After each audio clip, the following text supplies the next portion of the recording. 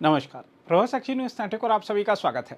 पश्चिम Asia में Iran और America के बीच बढ़ते तनाव के दौरान प्रधानमंत्री नरेंद्र मोदी ने देशवासियों से 1 साल तक सोना नहीं खरीदने और सादगी अपनाने की अपील की थी।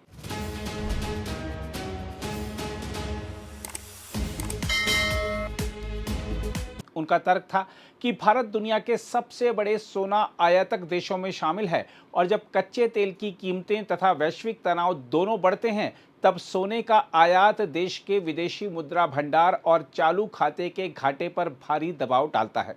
इसी चिंता को देखते हुए सरकार ने सोना और चांदी पर सीमा शुल्क 6% से बढ़ाकर 15% कर दिया था।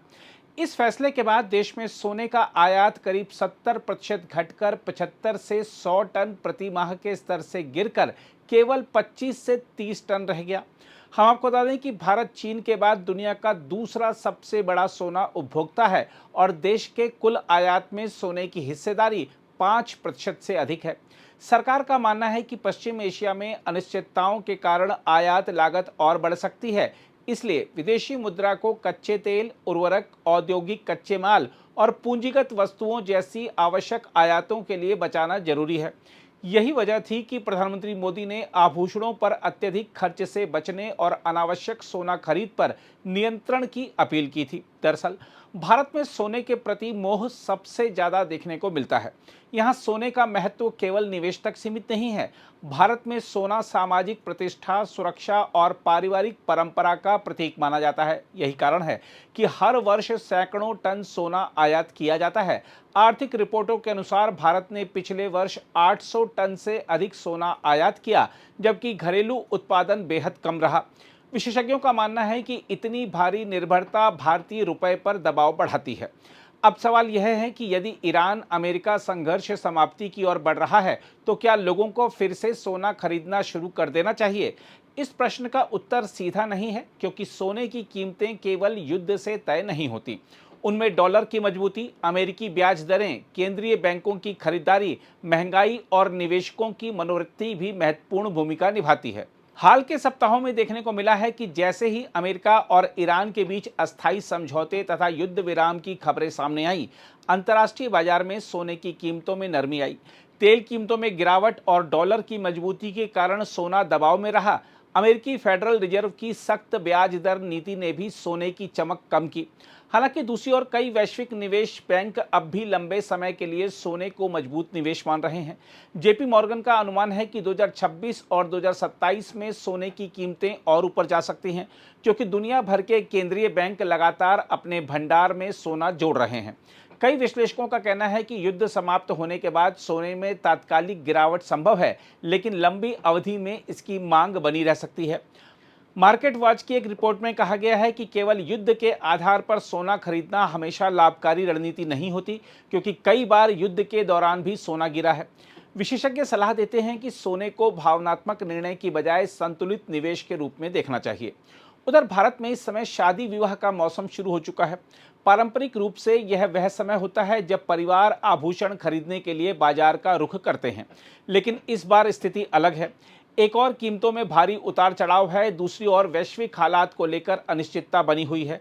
यही कारण है कि आम उपभोक्ता दुविधा में है कि अभी खरीदारी करें या कुछ समय प्रतीक्षा करें। ज्वेलरी उद्योग से जुड़े विशेषज्ञों का मानना है कि जिन परिवारों को अगले कुछ महीनों में विवाह के लिए आभूषण की आवश्यकता है, उन्हें पूरी खरीदारी एक साथ करने की बजाय चरणबद्ध तरीके से करनी चाहिए।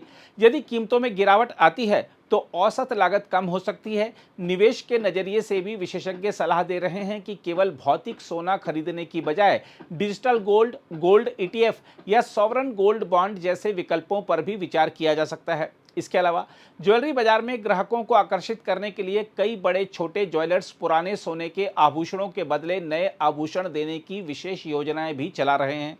बाजार में अनिश्चितता और ऊंची कीमतों के कारण ग्राहक सीधे नई खरीदारी से बच रहे हैं। इसलिए ज्वेलर्स एक्सचेंज ऑफर, कम मेकिंग चार्ज और अतिरिक्त छूट जैसी योजनाएं लेकर आए हैं। विशेषज्ञों का मानना है कि जिन परिवारों के पास पुराना सोना रखा हुआ है, वह इन योजनाओं का लाभ उठाकर अपेक्षाकृत कम खर्च में नए डिजाइन के आभूषण खरीद सकते हैं। कई कंपनियां पुराने गहनों के मूल्यांकन पर अतिरिक्त बोनस भी दे रही हैं, जिससे ग्राहकों को बाजार की ऊंची कीमतों के बावजूद राहत मिल रही है।